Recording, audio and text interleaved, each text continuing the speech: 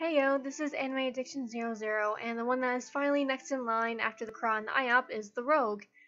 I wanted to take my sweet time with this one because a couple of other times I tried making a new Rogue just to try it out and see how they are, and most times I ended up not getting too far because I just couldn't figure this class out. So I wanted to give it a little bit more playtime than I usually do, so I can hopefully have a better or easier time to explain things or offer suggestions and whatnot. So anyway, I have my character already, so let's just go ahead and start fighting stuff so I can show ya. I'm going to try and start with the Earth branch first. That should be easier to show you.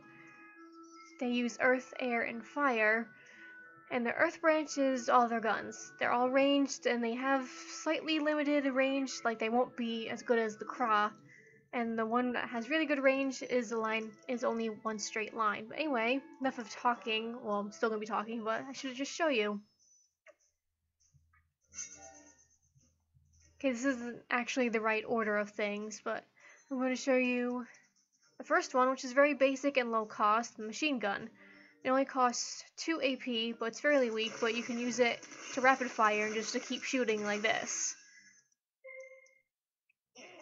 Just gonna wait for them to peck at me and then run away like they always do. The second one is very powerful. It's fairly high cost at 5 AP. You can hit them from 6 tiles away, but only in one line. But as you shoot, you ignore, for my current level, 15 resists for the shot. So I'm guessing that just means you ignore earth resists for this shot, or the certain amount of resist in general, or altogether. So it's pretty nice. So it's good if you want some extra range and extra damage while ignoring some defenses. Since that's a quick fight, I figured this would be easier than just doing a really long fight. Let's get another one going here. Oh god, they're far away. This might take a bit. Let's see if we can set up and have them come to us. But first I'll just weaken them with the piercing shot, so this won't take forever. Or they're just gonna keep running away. Fun times. Alright, so let's see, can I hit them from here? Darn it, freaking bush. So, alright. Can't hit them from that way either. I probably shouldn't have picked Tofus, because the way they run away is really annoying and just makes this last way too long. Well, at least he got in the position for me, so thank you for that. Almost. The next one is kind of difficult to aim, but it's fairly cheap in cost, and it's pretty strong for it, but since you have to line up only diagonally and from 3 tiles away, it can be kind of difficult, but at the same time, it can be there right when you need it.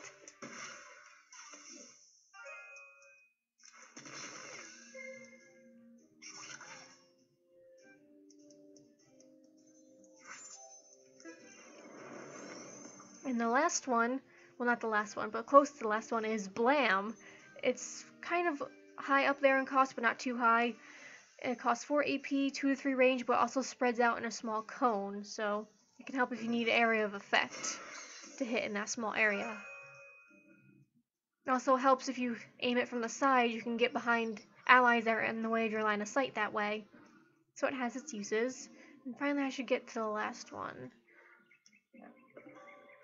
If these cows were in such huge groups, so it would take forever, I would just hit those instead. And the last one is Pulsar. It's a lot different from the other ones, and it costs 1 Wakfu point. It uses up all of your movement points and AP as long as they're, of course, greater than 0, and it takes away 2 hit points per remaining action point and movement point. So it can cause quite a lot of damage if you have a lot of left over, but it automatically ends your turn. So yeah, those are all of the shots, and I think they're pretty handy, and if you want to keep them at a distance. So the next branch is the air branch, and most of those in the air branch aren't really too terribly strong, but what's special about the air branch is that they all have additional effects if you critically hit with them. The first one is Slapshot. At only 1 AP, you can only hit them when they're right next to you, and it's very weak. But you can keep spamming it, but if I get a critical hit like that, they get minus 10 resist per critical hit, so yes, it will stack if you get lucky enough to keep critically hitting. Next one I can't use because they have to be a certain distance away from me. Alright, so...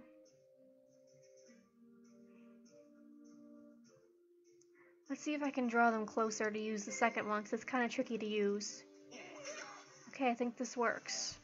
The next one is Roguery. It uses 2 movement points, and it pulls the target closer, and you end up going behind them. So it can really be good for maneuvering and to just get some backstab damage if that's what you want to do. The next one is Boomerang Dagger. You don't need a line of sight, it costs 4 AP and 1 movement point, and be careful with the line of sight because you can hit yourself with it. And if you get a critical hit with that one, well, unfortunately I didn't get one in that time. If you get a critical hit with that, you'll sneak in an extra shot for a little bit of extra damage. Very weak amount of extra damage, but hey, any amount helps and you look cool doing it. So which one am I on? Alright. I'll hit this one. Make it last just a little bit longer.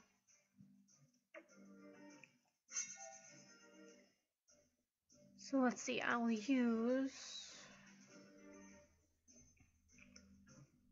the longsword is the most expensive air spell at 6 AP, but it's the strongest one with strength, and also has a 3-tile line along with the enemy in front of you. You can also use it to get away from an enemy if you're too close. So you can use it to get some distance, and if you critically hit, you push them away and push yourself back. In normal circumstances, it just pushes the enemy back 1. So otherwise, it's actually really good at getting some distance here. And I think a decent-ish air combo, if you want to spend the Wakfu points, is use the sword like this, use Roguery to get behind them, unless you want to run away, and then to save up on action points if you want to, you can use Barbecued Ribs, which is also a fairly weak air spell. It costs 1 Wakfu point, but if you critically hit with that, you have a 100% chance of removing 1 movement point.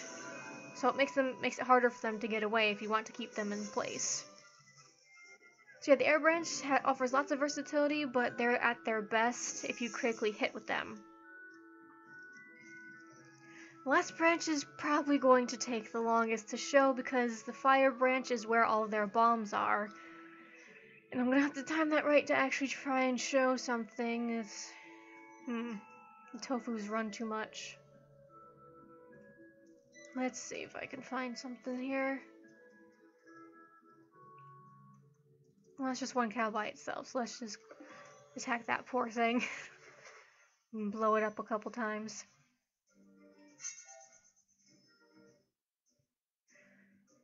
So let's try and use the Burning Bomb first, even though it's not the very first fire spell you use. The Burning Bomb has a very kind of limited area of effect, so it might be hard to aim. And each bomb has a certain amount of turns before it actually goes off. If you're lucky, you can inflict the Burning State to inflict more damage once they're their turn. The next one is Barbed Fire. You can use it to add a charge to a bomb, or you can use it to attack an enemy to reposition them closer to the bomb, but only if they're in the area of effect, I think. I don't think I can do it like that. The next one I kicked off is the Mega Bomb. It is the strongest in terms of power, has better area of effect, but is very costly at 5 action points and 1 movement point. But regardless of whether you critically hit or not, it always will remove 1 movement point if one of your attacks actually connect. And Barbed Fire is kind of difficult for me to use because I'm trying to reposition it, but I'm guessing you have to be a little bit more specific with where the heck you move it. Instead of waiting 4 turns, I'm going to use one of their specialties. It's maxed out at remote control. You give 20% damage to the bomb. You can take away -1 charge if you aim it. And you don't need a line of sight when you max it out. So I find it very helpful when I need to get rid of some stuff like this.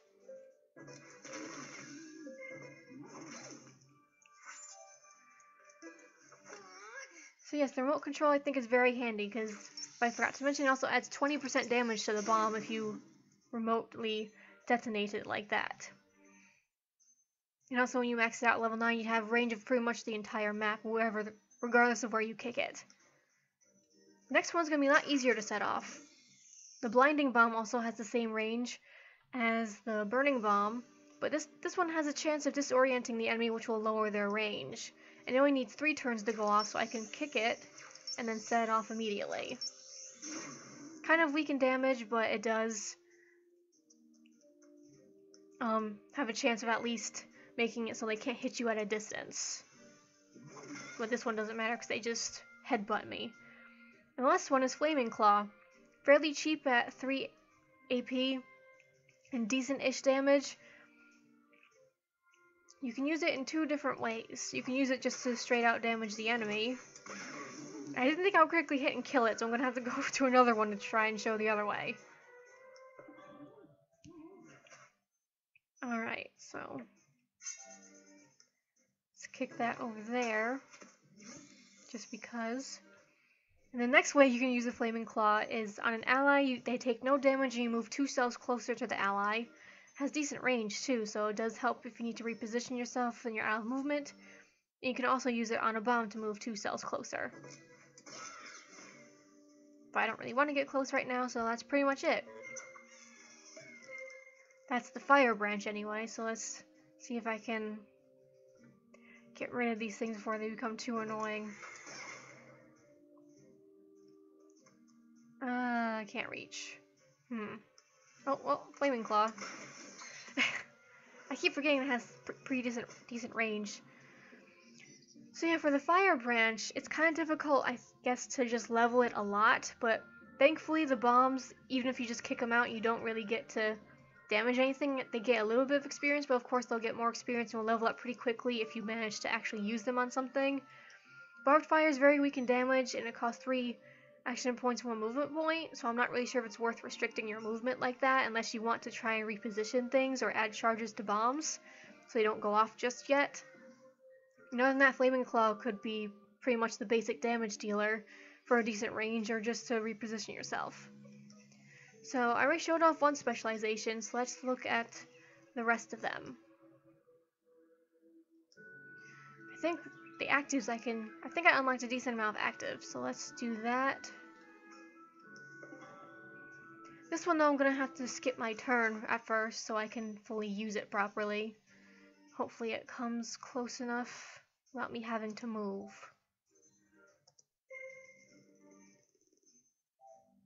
It didn't. Alright. Of course it doesn't.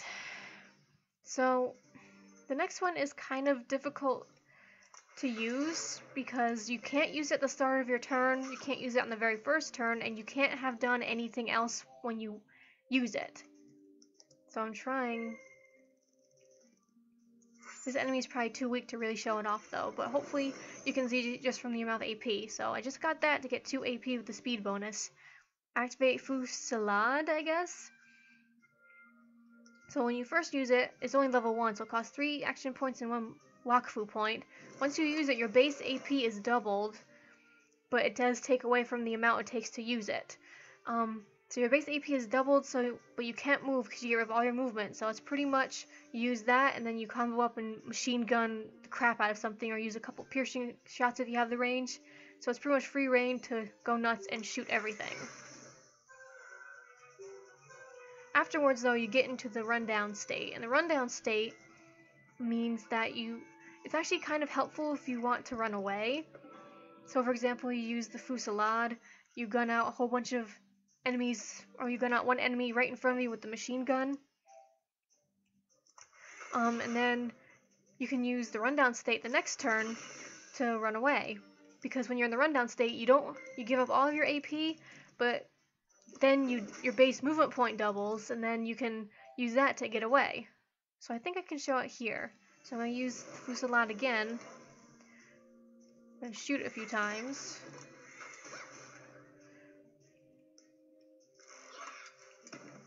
End my turn, and then since it's right up next to me, I normally probably wouldn't be able to get away. Since now my base AP, my base movement is doubled, and I'm no longer able to be locked at all, regardless of how high their lock is.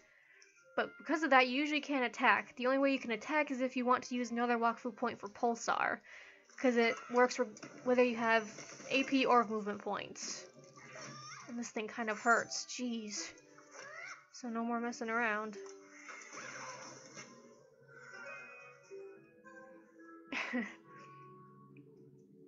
Okay, so what else have we got here? I already showed you the remote control, the magnetic claw. It's a very low level, so I can't really show you too much about it. But once you, actually back to the Fusillade part. This one can be very good if you want to focus on the earth shots, because also when you level it up to max, it only takes 1 Wakfu point, so you save all your action points.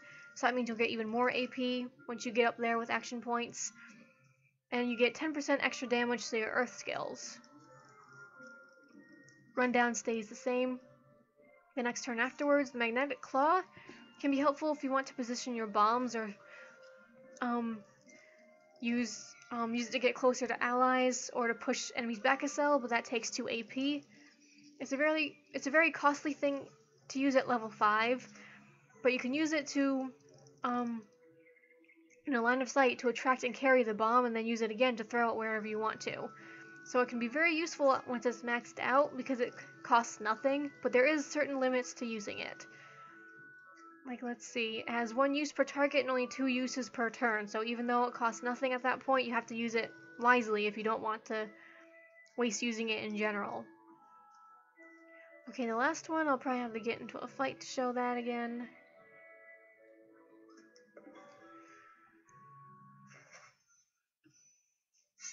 Next one is the Boombot. It takes, at the moment, 2 AP and 1 Wakfu point, but I'm pretty sure it costs like 4 or 5 when you first start out. And the Boombot helps you prolong shots by giving them wider area of effect, and also does things to your bombs to help manage them. So for example, to prolong the shot, I just shoot at it, and it takes no damage, and it does it in a low cone like this. So I can use piercing shot without a straight line. Like that, kind of. But I think I missed because I wasn't paying attention to the range of it. So yeah, kind of being retarded here. So this thing can attack for a little bit of health damage if you want it to, but the overload is mostly to manage your bombs, I guess, if you don't want to use your AP to do it. But of course it can take damage, and you don't really want to die unless you want to waste the Wakfu points. So I don't want this thing to kill my robot, but there might be no choice. Let's see if I can use that. Probably not.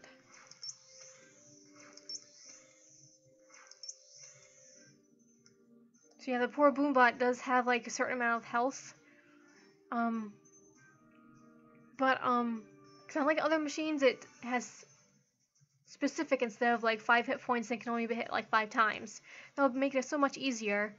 And it can learn to detonate a bomb for me, but unfortunately, unlike mine, it needs a line of sight, so it's probably going to break here.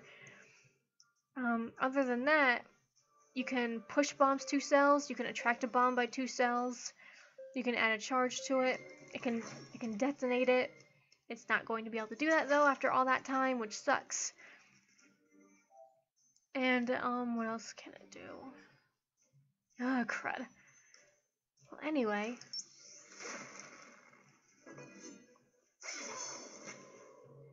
At least I got it, because that thing was really annoying. Alright, let's see if I can recover from this. The last thing I can do is bombs away, which throws the targeted bomb. So you use 2 AP to pick up a bomb that's close to you, and then you use it again to throw it. These tofus are so annoying I can't really show it that well. So let's see if I can at least use a shield to not die yet, because I'm stupid. So let's use this right next to him so he can do it whenever he wants to.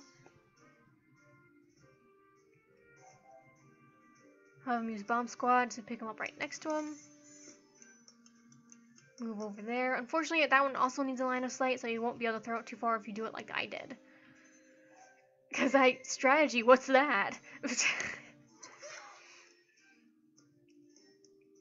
But also placing these bombs is kind of a pain because they usually move out of the way. So, yeah, it usually tends to annoy me. And the last active one they have is Smoke. The higher level you level it, the less it will cost and the more it will protect you. But for now, the smoke screen, its basic use is to protect you from ranged attacks. But the drawback is that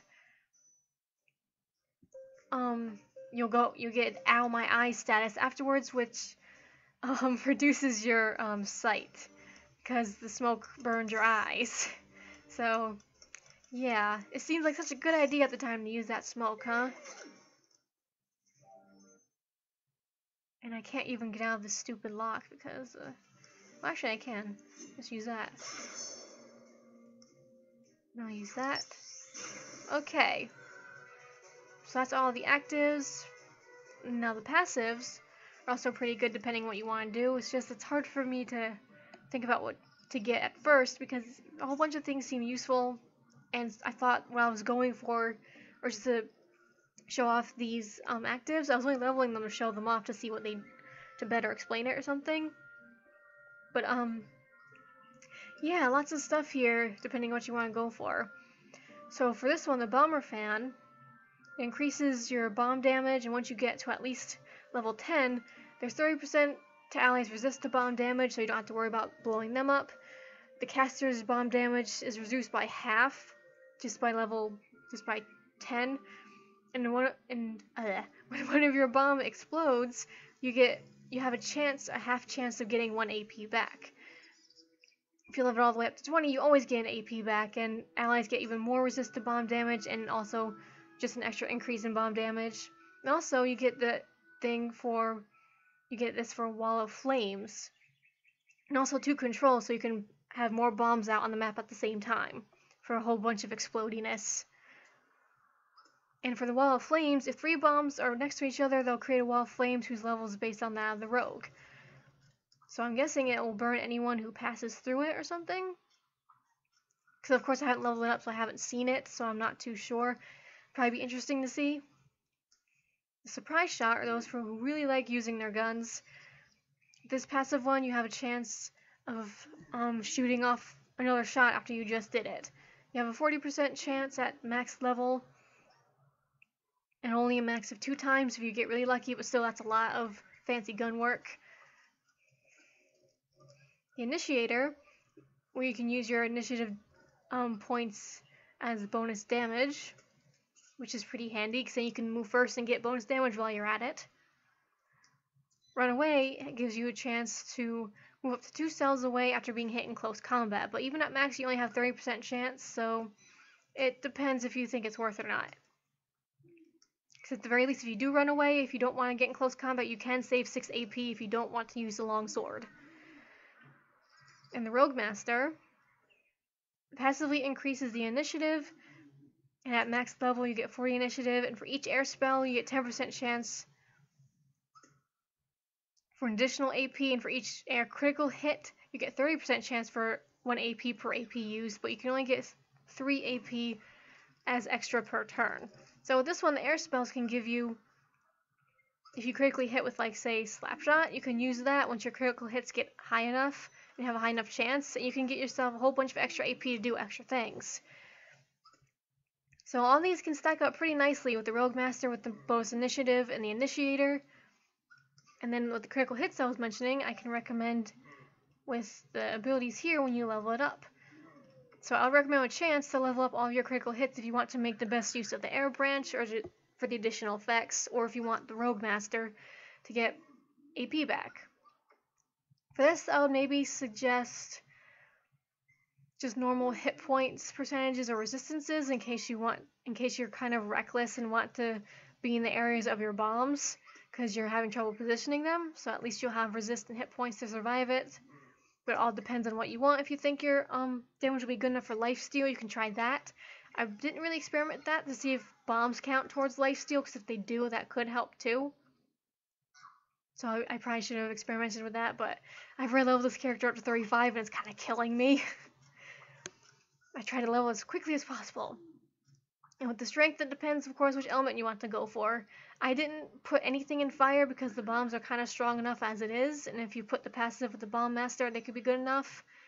And it's kind of hard to use the fire spells consistently because they all take several turns to activate unless you get other points to do things. But you can also put the earth damages if you like the guns and whatnot. The air spells seem pretty weak except for the Boomerang Dagger and the Longsword, so I'm not sure if it's worth it putting damage into that. But, maybe if you just go full one element, it actually shows really good damage. I don't know, I just do whatever I want. Which makes you even less qualified to do this, but whatever. Videos. And for this one, I pretty much suggested initiative because of the bonus that increases their damage. And then if you get increase in damage while you're going faster, that's good too. The next thing I could possibly suggest is dodge, if you want to try and run away better, but if you don't want to use the Wakfu point with a Fusillade or something like that. I keep forgetting how the heck to say it. But anyway, if you don't want to use that for a Wakfu point to ensure you can get away. I already said the critical hits here. Probably after that would be critical damage, since you're doing so many critical hits already. And major, again, it's kind of hard. Action points are good for any class regardless. Movement points might be good because they use some skills that take a lot of movement, or at least they'll work very well with the gun spell because it'll double your movement. You could get extra Wakfu points so you can use special things more often, or you can get control and damage so you get +2 control to control even more bombs and 40% damage. The control is very tempting just to see how many bombs you could possibly have in one fight, along with the max bomber fan. I would do that at one point and reset my skills just to see how many bombs I could throw off. So that's pretty much all I can suggest. I hope I did a decent enough job with explaining some things. I'm sorry I kind of jumbled up with talking a lot. It's just having like a week to do this made me a bit all jumbled up. So hopefully the next one will come sooner and I don't need as much time to figure it out. Anyway guys, bye!